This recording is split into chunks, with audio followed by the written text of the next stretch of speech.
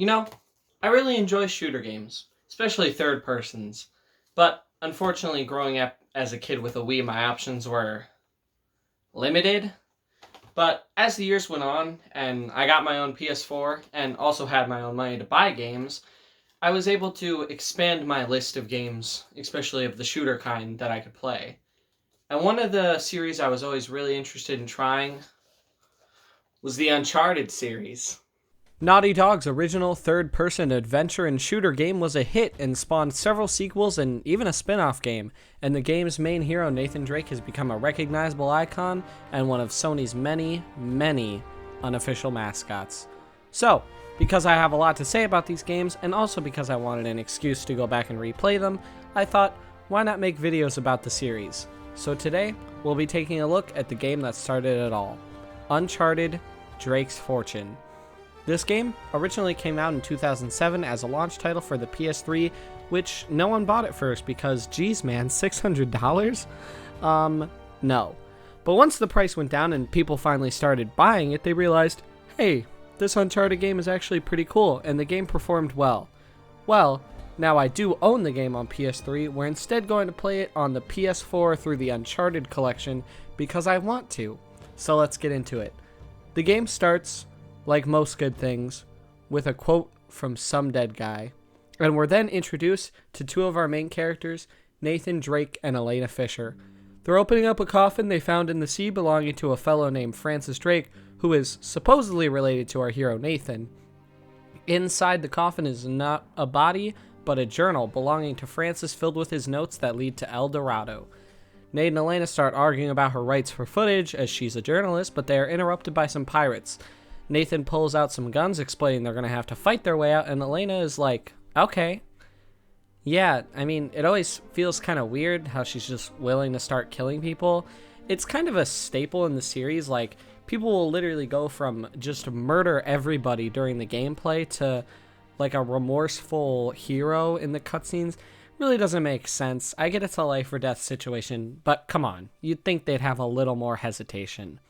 Either way, this boat attack doubles as a tutorial level.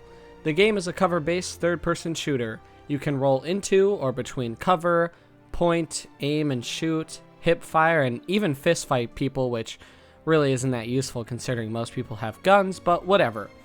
After holding out for a bit, you're rescued by one of our other main characters, Victor Goddamn Sullivan. We get some more cutscenes as Drake and Sully look over Francis's journal, and Sully suggests ditching Elena as she might hold them back despite his efforts. Sully convinces Drake to leave her, and they leave her to go find some treasure. Nathan and Sully arrive somewhere and begin looking for some ruins, and then this whole section serves as yet another tutorial, but instead for the climbing system. You climb and jump. That's all there is, really. It also helps us learn a bit more about these characters, which is probably the best part about the series. The character and the dialogue works perfectly. They all have distinct and likable personalities, and while they're usually cracking jokes and telling stories, they still feel real and can all have their own serious moments. But for now, let's get back to treasure. We make our way through some ruins until we find a giant carved section where a giant golden statue had rested once. Drake checks the journal and figures that by El Dorado, Francis didn't really mean a whole city of gold, just this giant relic.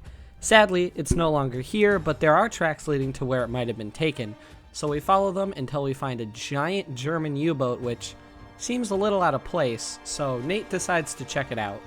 You head inside and find some coordinates and a map of an island that might lead to El Dorado, so you take it and go on your way. Also, you might have accidentally set off one of the onboard torpedoes, but don't worry about it. However, when you get back to the surface, you're greeted not by Sully, but by this guy, Gabriel Roman. Turns out Sully owes some people a lot of money, and Roman is one of these people, and sadly, he doesn't really seem too keen on working together. Hey, come on, leave him out of it. Yeah, don't you guys usually just cut off a finger or something? That's far too vulgar. No, I think this will hurt him a bit more. Now, whoa. Come on, Roman. He's got nothing to do with... Sully! Sully! You son of a bitch!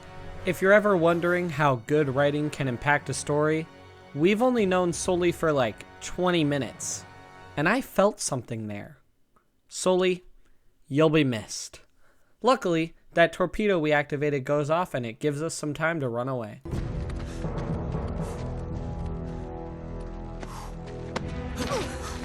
Whoa there, cowboy. That's for leaving me at the dock. Thought you could get rid of her that easy, huh? Fool. Best girl always finds a way. You and Elena fight your way out, which is a nice little introduction to the more standard action scenes we'll be getting into later, and also introduces us to another weapon, the AK. Drake can have up to 2 weapons at a time, a sidearm and a primary. While it's simple, it encourages adaptations as you'll be needing to manage your guns, find ammo, and switch weapons.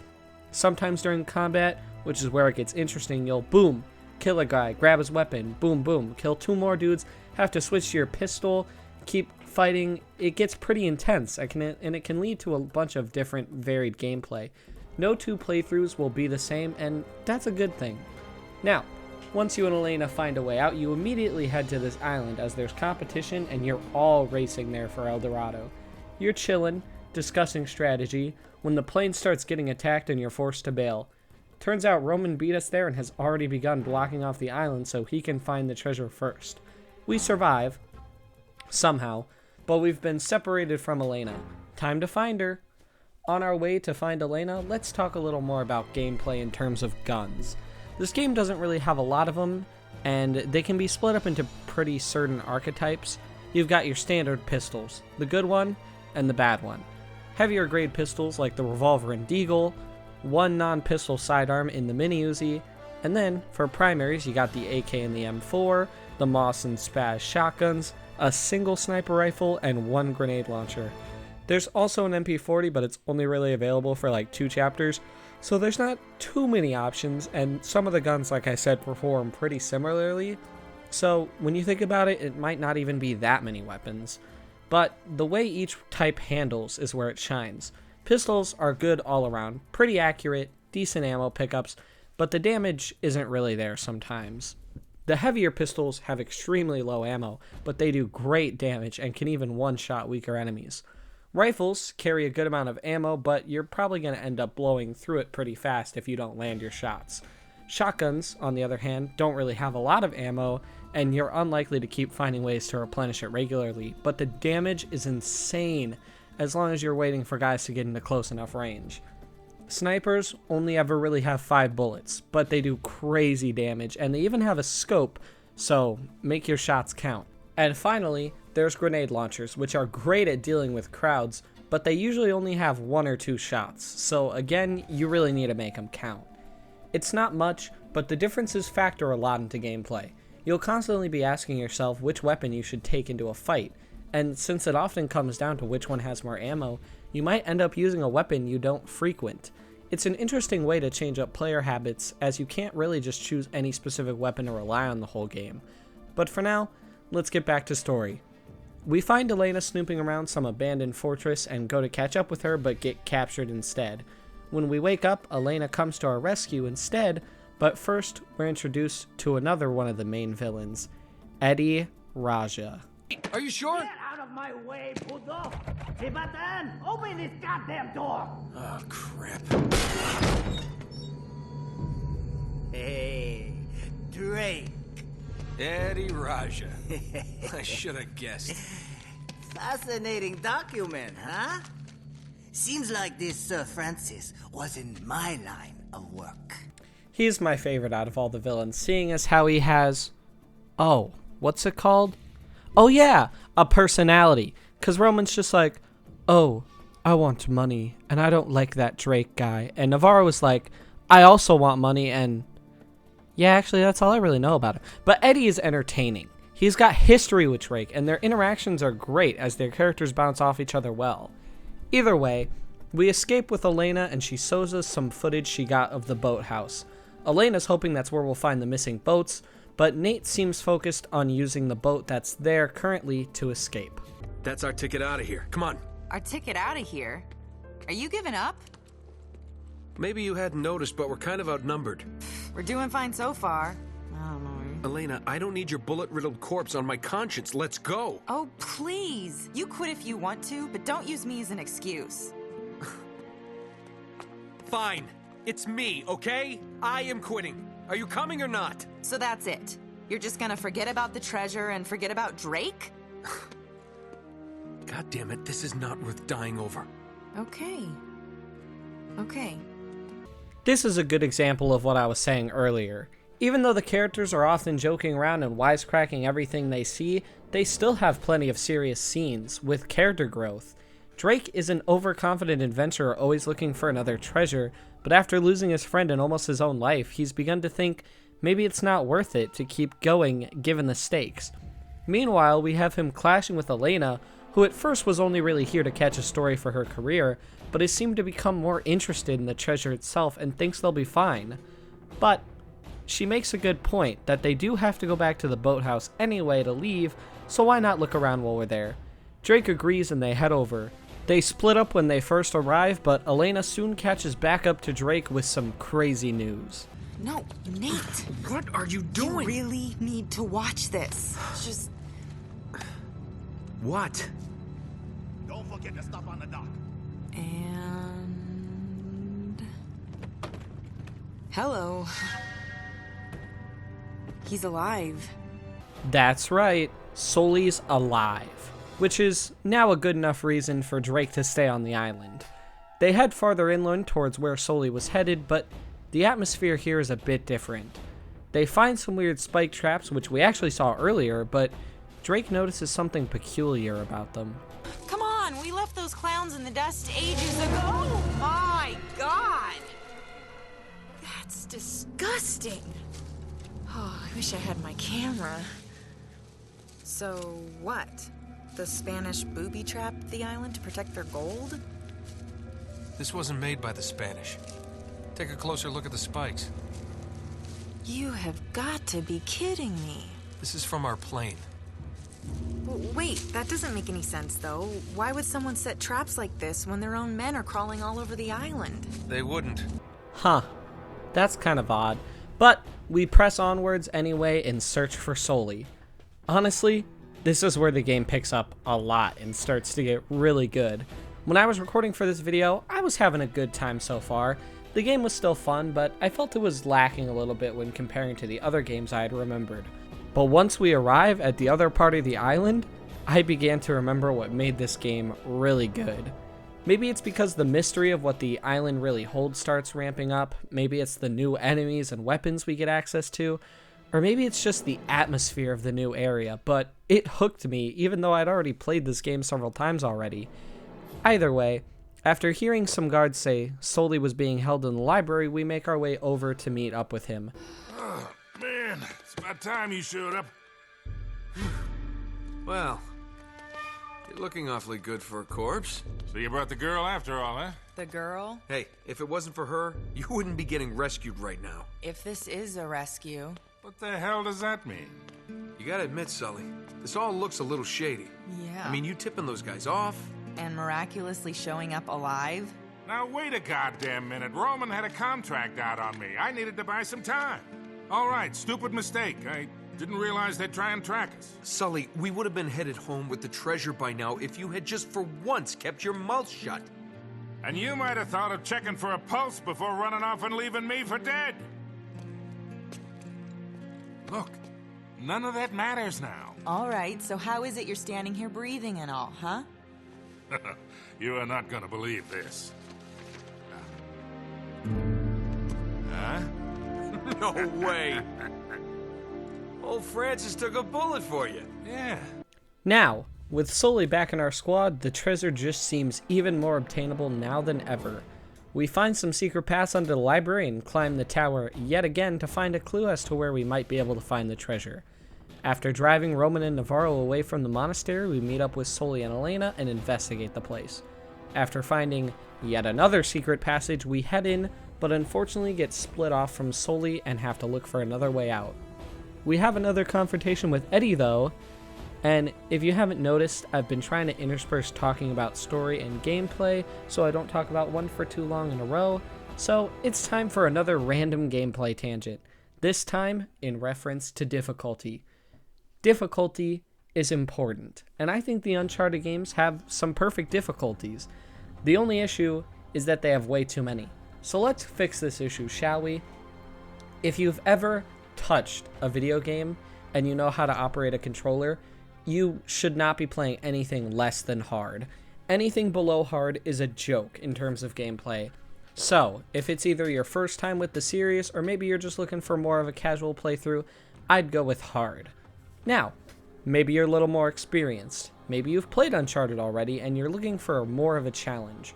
Crushing is the perfect choice for the entire series. After playing each game myself on Crushing, I can confirm it is the best way to experience the series. It's hard, yes, but in a fair way. When you die on Crushing, you feel like it's your fault, but it never really feels impossible.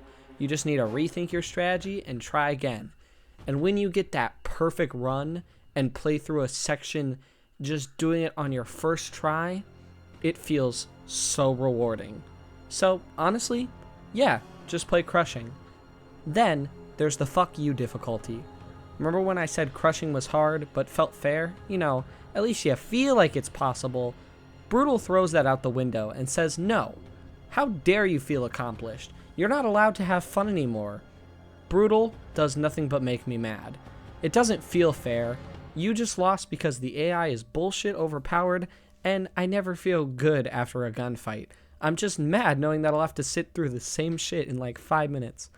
I don't personally recommend trying to, but if you really want to try Brutal, let me know how it goes for you, because you are far braver than I. Phew, that was a mouthful, but I bet you're wondering, how are Nate and Elena doing after fighting more of Eddie's pirates? Well, we come to a dead end, so we send Elena up to find a way forward. But while she's up there fidgeting with some old contraption, we come face to face with Eddie yet again. But there's something wrong this time. Hello, boys. Easy, Eddie, easy. What the hell's going on out there? Didn't you see them? Oh, no. Oh, God, no. We're trapped. Jesus, what is that? We're dead. We're all dead.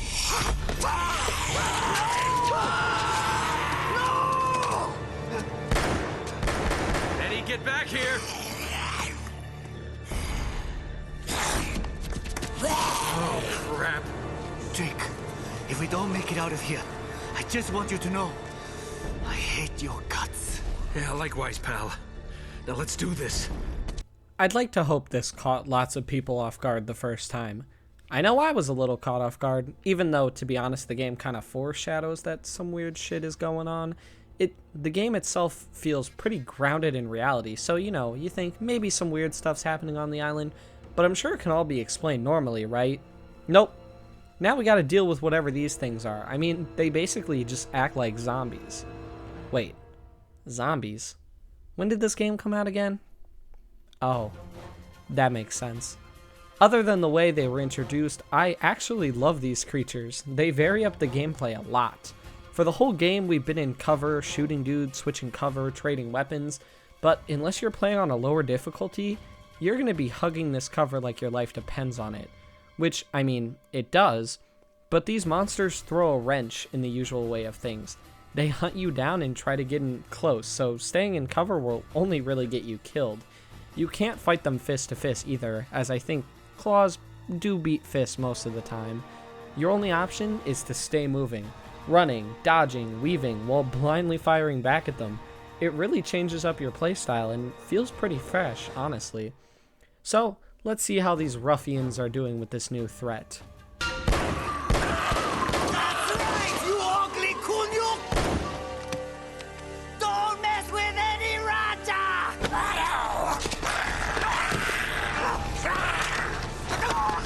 Eddie! Eddie, hold on!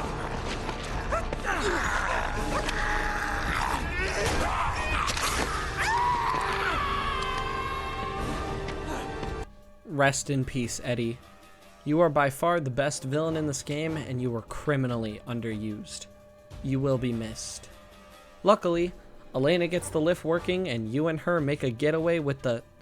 Okay, hold on. I ran out of descriptions. What are these things called? Oh, Descendants. So, while the Descendants chase you, you and Elena get away and shut them out, but where are we now? This is honestly probably the best part of the game. The underground World War II era bunker with its almost maze-like layout is already dreadful enough, but we also have to deal with more descendants, which, if you haven't pieced together yet, are named after the fact that they're the descendants of the Spaniards who came after El Dorado all those years ago. Lucky for us though, someone just left a ton of MP40s laying around, which made me realize I didn't really talk about them earlier, but they're only available for a short time, so it's not worth going into too much depth. One thing I also love about this part is that Drake finds a weird medical lab type room and questions what happened there, but you never really get a clear answer, and you're left with your own thoughts on what became of this place. But we have a generator to fix, so let's get moving. Fight more descendants and head back up to join with Elena.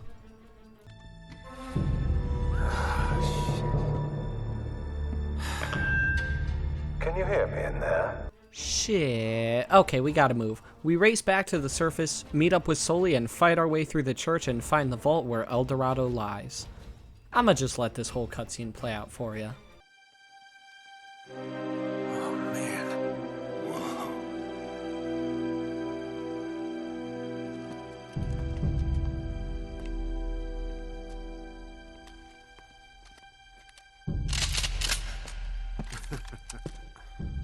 You two should realize by now that I plan for every contingency.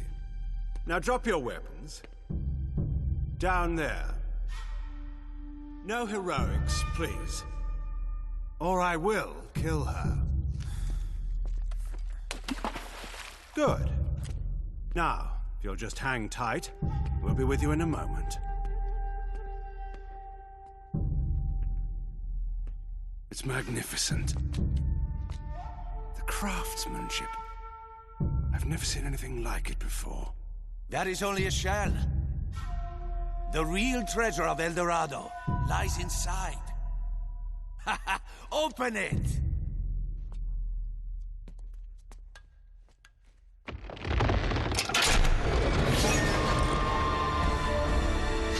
My God.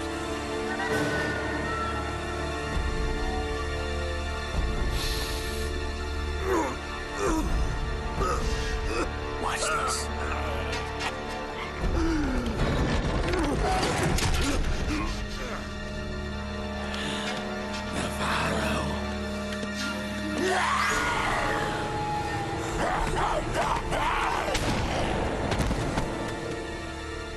Adios, Jefe. Yep, that's right. What a twist. And while you might not have been expecting it, this whole betrayal doesn't really have any weight behind it.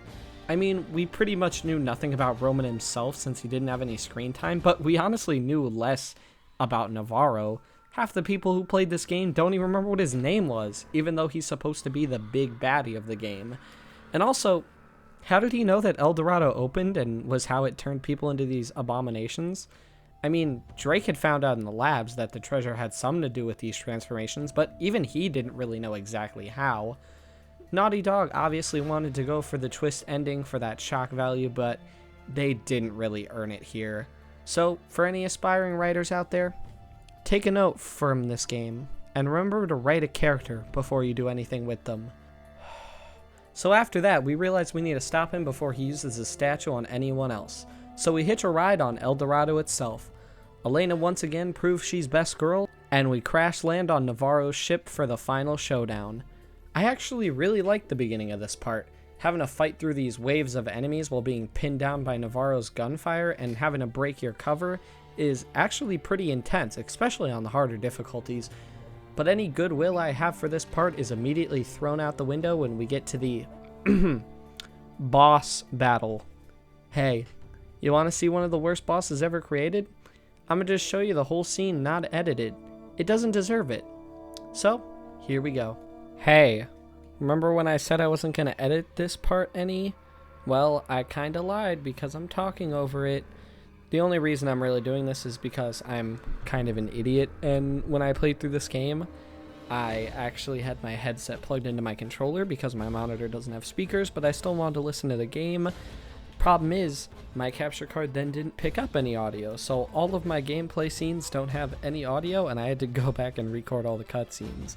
So you're just kind of gonna watch this scene with me because I thought it'd be really awkward if I played the whole thing in silence. But yeah, so that's about it.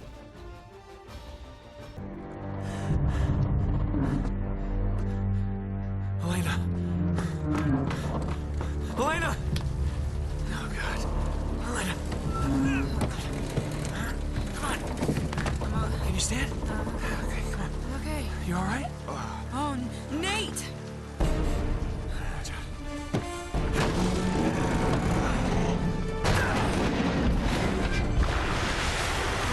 Adios, asshole.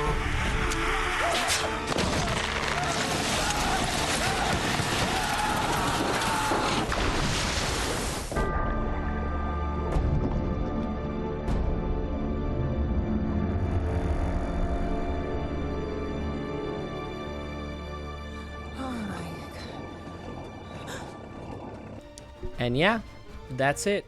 Uncharted 1 in its entirety.